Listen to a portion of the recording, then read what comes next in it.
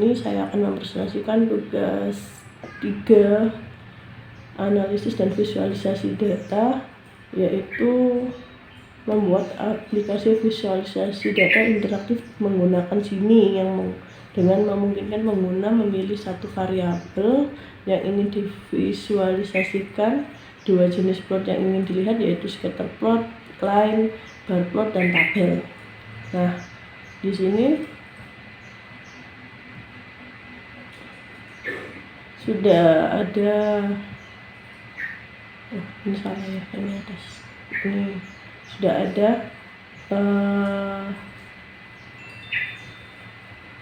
sintaknya. Nah, sini aja ya yang ini. Nah, di sini ada library Sini. Sebelum memulai library Sini, kita harus menginstal package Sini, Plotly, DT, RTR, sama DPLYR sebelumnya. Nah, kalau sudah, kita run dengan cara menuliskan sintaknya library Sini, Plotly, DT, dan RTR, DPLYR. Kemudian kita download datanya, dan kalau di R kita bisa buat folder di C, folder C ya, local disk C dengan nama foldernya apa. Nanti di sini misalnya tugas 3 analisis whether CSV. Nah, header true-nya ini bahwa menandakan benar-benar ini data tabel ya. Terus, nah, kalau sudah dimasukkan di sini, maka nanti datanya akan dibaca oleh sistem. Kemudian di sini ada UI Fluid Pack, Title Pack, panel visualisasi satu variabel. Nah, ini membuatan UI atau user interface dengan menggunakan Fluid Pack yang memungkinkan layout secara fleksibel. Nah, di sini ada judulnya yaitu visualisasi satu variabel. Nah, judul ini bisa diubah-ubah. Misalnya ingin membuat visualisasi cuaca juga bisa. Ya, di sini saya pakai visualisasi satu variabel judulnya. Nah, kemudian yang pertama di dalam Fluid Pack ini ada select input, pilih variabel ya, choice name data nanti. Kemudian ada select input, plot tab, pilih jenis visualisasi data. Di sini ada scatter plot, line plot, bar plot, dan tabel data. Nah, kemudian pada bagian selanjutnya ada main panel, di mana main panel ini akan mengkondisikan data tabel yang akan ditampilkan nanti ya, dan yang akan dipilih nanti. Kemudian di main panel juga akan mengkondisikan daerah area grafik secara interaktif menggunakan Plotly output ini ya. Kemudian yang selanjutnya ada bagian server yang memungkinkan bagian server ini untuk membuka aplikasi Sini, yaitu tempat di mana logika visualisasi itu akan berjalan. Nah, di sini ada outputnya. Kemudian render Plotly yang digunakan untuk membuat grafik interaktif secara Plotly. Rect input dengan variasi ya, variabelnya sudah dipilih secara prosesnya nanti dengan memastikan variabel tersebut akan berjalan ya. Kemudian di sini ada var data. Nah, oh ya kelewat ya, ini ada if input plot type table nanti akan menampilkan tabel, maka pada bagian ini plot akan dihentikan. Jadi kalau misalnya memilih salah satu, misalnya tabel, nanti yang sebelumnya akan dihentikan. Kemudian ada var data untuk mengambil data dari kolom pengguna ya, lalu membersihkan nilai kosong. Selanjutnya dibuat angka indeks varian data dengan sumbu X ya jika diperlukan. Nah, kemudian pada bagian ini ada scatter plot, line plot, dan bar plot untuk membuat grafik. Jika grafiknya numerik, maka langsung dibuat grafik diagram batang ya. Tapi jika grafiknya kategorik maka dihitung frekuensi dan kemudian yang selanjutnya, nah di sini jika run tidak berhasil ya, jika grafik tidak berhasil dibuat maka proses akan diberhentikan oleh sistem secara langsung.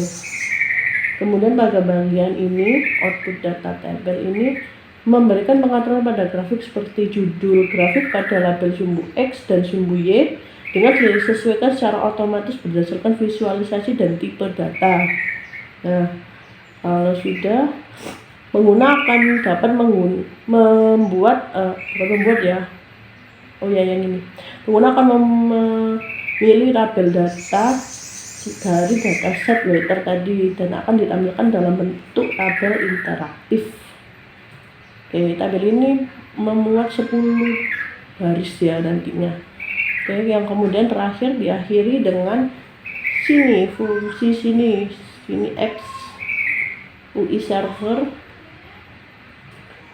yang digunakan untuk menjalankan nantinya ya logika sininya. Oke, untuk menjalankannya nanti akan keluar seperti ini. Nah,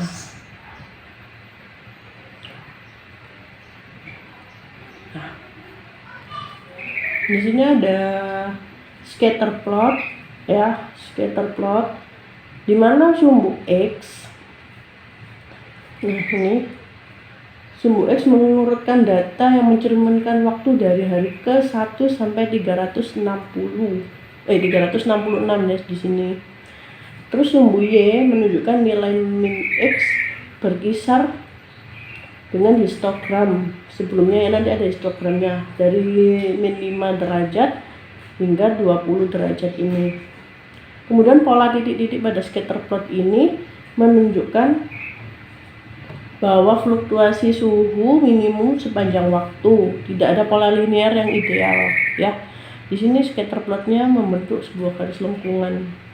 Kemudian scatter plot ini juga berguna untuk melihat variasi suhu minimum dari waktu ke waktu dengan tidak menunjukkan hubungan secara kausal ya.